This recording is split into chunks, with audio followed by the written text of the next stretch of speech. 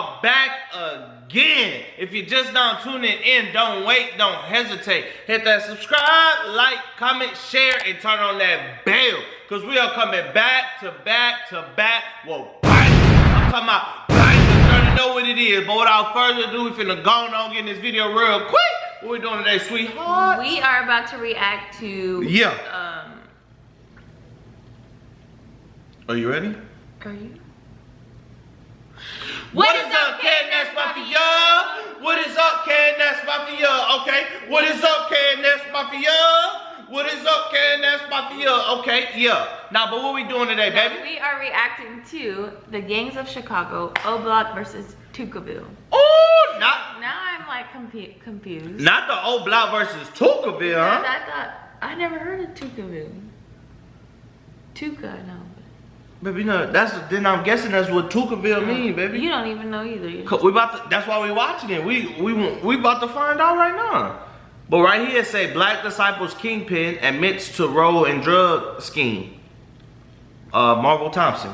Want me to hit it or you? You can hit it. Let's see what we're talking about. Indicted and taken Y'all off the listen street closer. of the 41 other senior BDs. And we of course looked at how the city of Chicago ended up demolishing several of the large tenement buildings that were actually drug dealing strongholds for both the Black Disciples and Gangster Disciples over this period. The demolition of many of these gang controlled blocks in Chicago left many younger members of both the GDs and BDs displaced, being forced to find new hoods and make new alliances to continue getting money in the street together. So today we're going to take a closer look at two of the most well-known BD and GD sets that emerged after the demolition of those Chicago projects. Okay. In fact, we're going to be taking a look at possibly the most well-known BD set in history, Oblock. But the O wasn't always Oblock. Long before King Von and Chief Keef immortalized Oblock forever in their lyrics, the BD-controlled Parkway Gardens blocks in Chicago used to go by the name Wick City, with Wick, W-I-C, standing for wild, insane, and crazy. But in this case, the Wick is stylized with 3 eyes, mainly due to the BD's affinity with the number 3. In fact, the story goes that many of the young Black Disciples based at Parkway Gardens were actually the descendants of BDs who had worked under Marvel Thompson in The Castle before the big bust in 2004. And if you didn't know, The Castle was actually a large drug dealing operation ran by the BDs in Chicago back when the gang was much larger and had a much clearer and organized leadership. But by the time we get to the 2010s, the BDs in Wick... But man, hold on. Why they say 540 months? Man, why don't you put the years on how long that man got sentenced to? I'm sitting there, look, the whole time I'm like, hold on, it's 12 months in a year. I'm like, 5, that's too much math for me. Yeah. I don't know how long they gave my boy. Y'all comment down below how many years that is. 540 months is how many years? Y'all comment down below, get active, real active.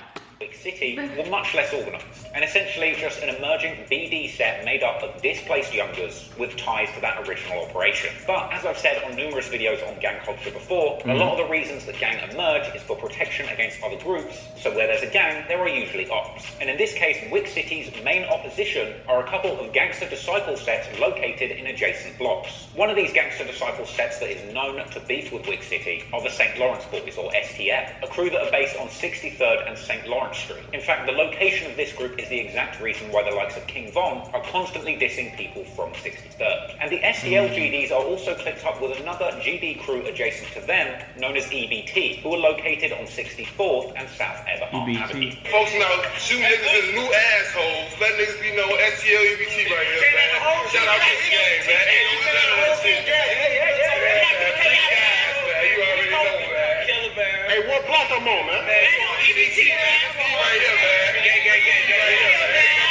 STL and EBT are right next to each other. That man said shoot people in the butt. That's what he Go said. back.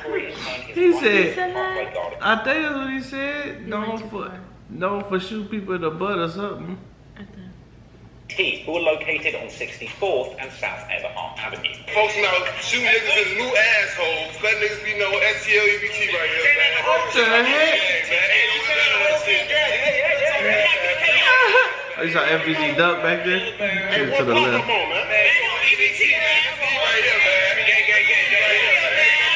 STL and EBT are right next to each other and are often referred to collectively as STL EBT, and that territory in turn is right next to Parkway Gardens or Wick City. For the purpose of this video, until a major event happens that causes an area to change its name, I'll continue referring to it as its name at the time. So as we begin this story, there are two main sides. the Wick City BDs and the STL EBT GDs. And if you think that's a lot of letters to remember, just think how many gang signs these guys have to learn. Now, it's hard to find one cataclysmic wave of beef between these two groups. What seems to be the reality is that some of this beef dates all the way back to high school days, where members from these opposing areas would get into pretty basic schoolyard fights. However, these small, local schoolyard beefs would unfortunately escalate into deadly violence when those involved became old enough to get guns, likely facilitated by older BDs and GDs from their respective areas, pushing age-old feuds that probably date all the way back to the Marvel Thompson days of the BDs, or perhaps even earlier. But the thing is, one mustn't forget that in a lot of these stories, the people involved are basically children, teenagers, with many of them tragically having their lives taken before they're even old enough to buy a beer. And it's this fact that really makes the events that unfolded over just a few years even more tragic. And before we get into it, I just want to say, I know there's a lot of overlap between different gang sets in Chicago, so I just want to make it clear that for the purpose of this video, we're only focusing on a specific set of events that are significant to the early formation of Wick City, later becoming Oblock.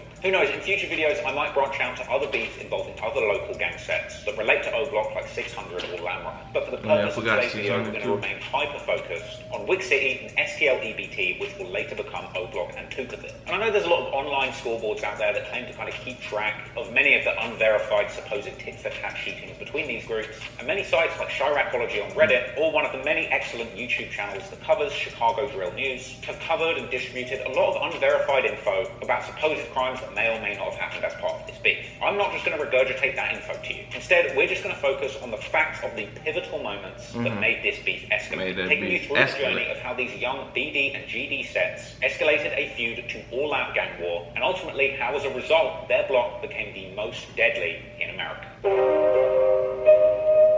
Most deadly. Now, Tookaville Gardens, where the Wick City BDs are located, was eventually named Chicago and America's most dangerous block. And this is mainly the result of a staggering amount of shootings that took place there between 2011 and 2014. And this is actually the exact window of time that we're going to take a look at in this video. And I'd say that it's pretty clear that Parkway Gardens' reputation for being dangerous is the direct result of the events that unfolded as part of this feud. And in no small part, a result of the involvement of some of the very dangerous individuals that inhabited these blocks during this period of time. Some of the names from the Wick City BD enforcers of the 2010s may be very familiar to you, especially if you've listened to popular Chicago drill music in recent years.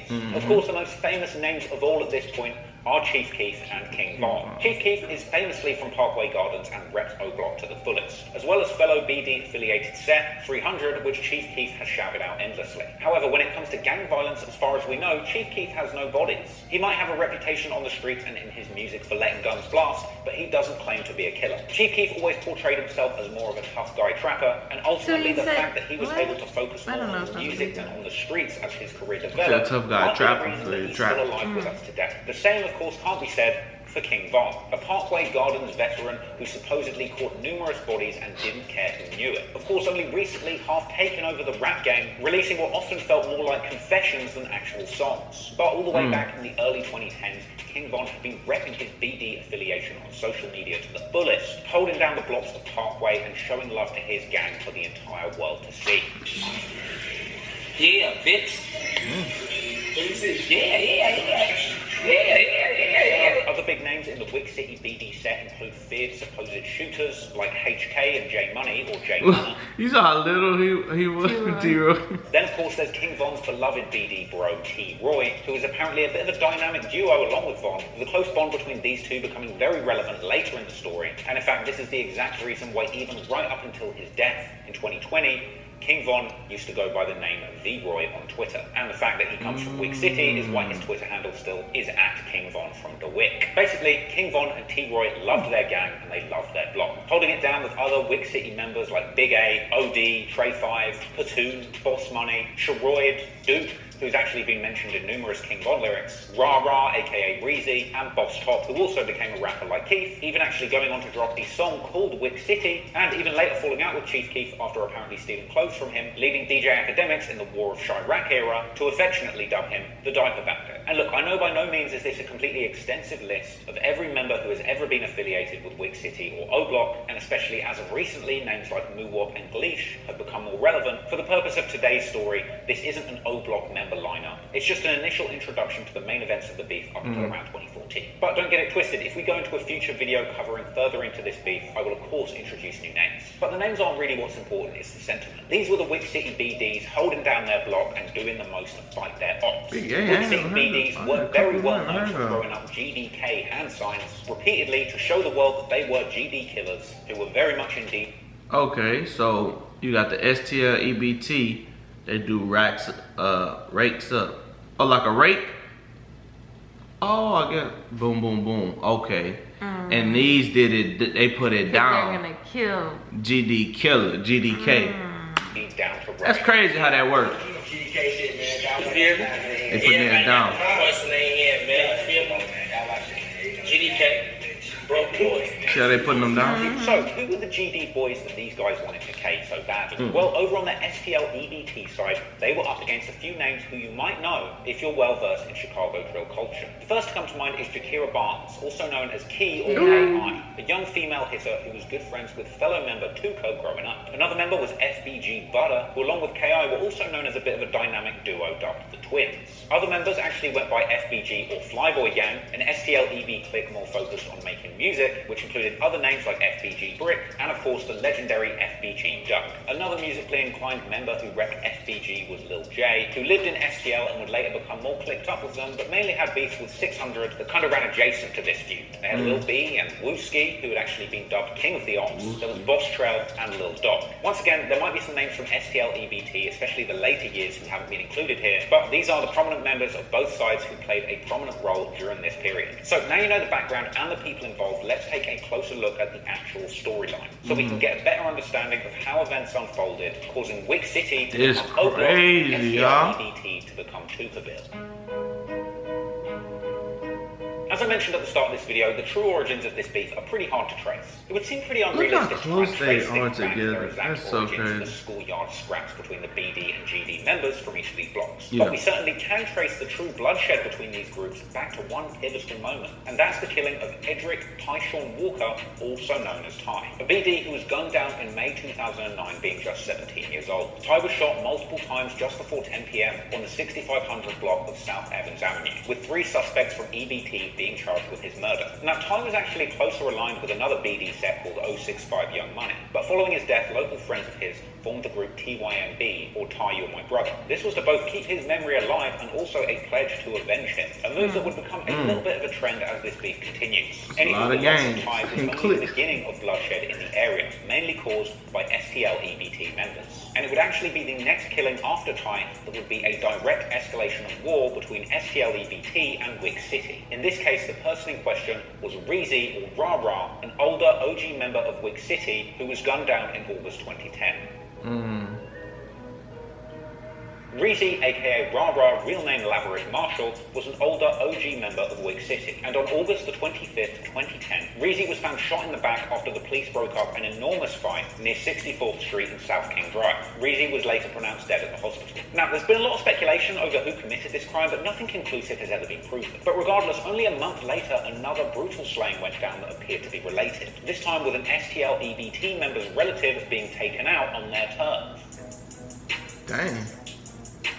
Apparently in this case, a blood relative of STL member FBG Kells. The retaliatory victim was Jeremy Marshall, also known in the street as Lil 4. Not to be confused with a different Lil 4 who died in 2013. Jeremy was approached near 63rd and Rhodes Avenue by 2 people, with one pulling out a gun and beginning to shoot. He was shot in the back and tried to run before collapsing, but unfortunately didn't make it, and the shooters fled the scene in a vehicle. Once again, it was unclear exactly who committed this crime, but intense speculation has suggested that it was somebody from the Wick City BDs, with many going as far to draw a link between the fact that OD Perry from Wick City was gaining a reputation for being a shooter around this time. Now, this can't strictly be proven, but it's likely that there were retaliations between Wick City and STL EBT in the months that followed. And this would lead us to January 2011, where we're introduced to an all too familiar name in Chicago drill, Tuka. On the 12th of January 2011, I think, shoot, that's the most name all over. Year-old Shondale Gregory, known on the streets as Tuka, was waiting at a bus stop at the 600 block on East 63rd Street. At a certain point, A dark-coloured vehicle pops up and somebody hops out wearing a half-mast. Some have said that this person exchanged a few words with Tooka, but ultimately within seconds they had shot Tooka multiple times and fled the scene. STL member FBG Duck was actually close friends with Tooka, saying that after hearing about his death, he actually ran to the scene of the crime, where in a tragic moment he even got to see his slain brother before he was taken away. Me and him clicked, like that was one of my real close friends. Like every day, like spend the night at his house, he spend the night at mine. And my cousin came in there running to me crying and shit, telling me, hey, friend just got killed. You feel me? Then I ran all the way from 62nd and Wabash all the way to 630 St. Lawrence. Shake them right down the floor.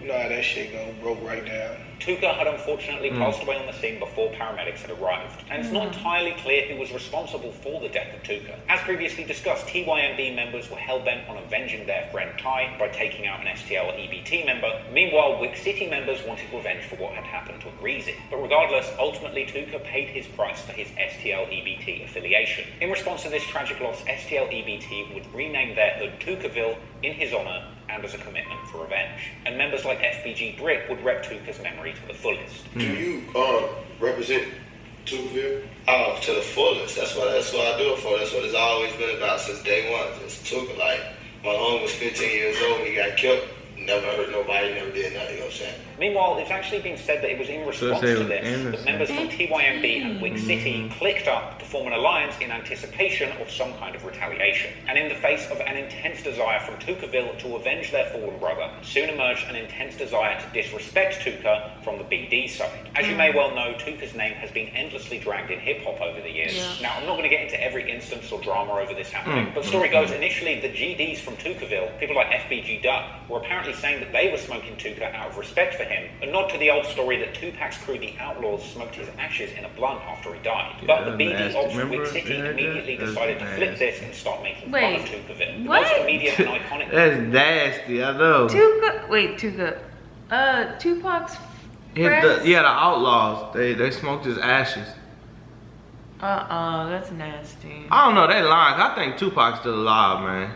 Oh, Lord. Hey, y'all comment down below if y'all think Tupac alive. I swear, a few years ago, somebody posted a picture of somebody, and I kid you not, that was Tupac. A lot of people still living, man. He on a whole nother island somewhere. From here, other members continued the disrespect.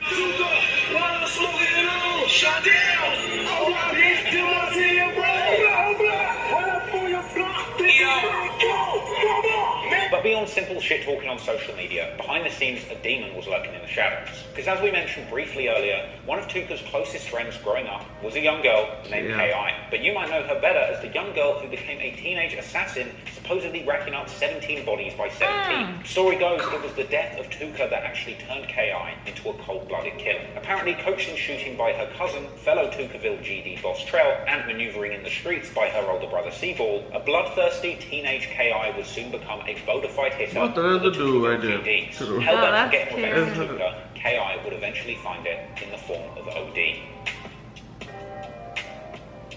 At around 11:35 p.m. on August the 10th, 2011, 20-year-old O.D. Perry, respected Wick City member, was shot and killed near Parkway Gardens on 400 block of East 64th Street. O.D. suffered multiple gunshot wounds, including one to the neck, and was pronounced dead at Stroger Hospital within an hour of the shooting. Just like Tooka, in his memory, the Wick City BDs renamed Parkway Gardens Oblock in his memory to commit to avenge him. Of course, the likes of Chief Keef and King Von immortalized Oblock, as it is now known today, in their music forever. The killing of O.D. Perry was supposedly revenge for the killing of Tooka, with this apparently being exemplified by the fact that it went down on Tooka's very birthday. OD's killers were never apprehended, but from here, rumours begun to swirl that this was actually the first victim of teenage Tookaville assassin K.I. They killed that O.D. Perry the same day that Tooka got killed. August 21st, I think. So, you know, like a different year. And one of the people pushing these rumors was, stop it there, right? Yeah. Boy, this thing long. No, I know. Dumb long. Nah, but it's good because I swear I didn't know where the Oblock in Tookaville came from. So Oblock they changed it was Wick City, and they changed it once the O.D. Perry dude got killed, and then Tookaville once obviously Tooka. Once Tooka, yeah. It used to be what? STL EBT. Yep. God dang I it. just wish This man need to write a book. Shoot, I just wish he would just his voice over the video. I don't want to watch him. Yeah, I want to see the video. I want to see like, you know what I'm saying? But I ain't gonna lie, he doing a good little reaction, you know what I'm saying? Cause he finding a little information, he giving us a little, but like he talking like boom, here go to talking, and boom, he'll throw something in right there. And then he throws his face. I'm like, what the, you know? I want to see the pictures. Whoa. You know what I'm saying? Yeah. And then it's too long, so we're gonna have to do a part 2. Yeah, we're gonna do a part 2, man. So if you want a part 2, comment down below and put part 2. Yeah. And like this video, you know what I'm saying? Like this video, and like my baby said, tell them again, baby, in case they didn't hear. Part 2? Yeah. Comment down below and say part 2. Yep, to get part 2, you know what I'm saying? Anyways, we love y'all guys. Thank you for watching, and we'll be back with more videos.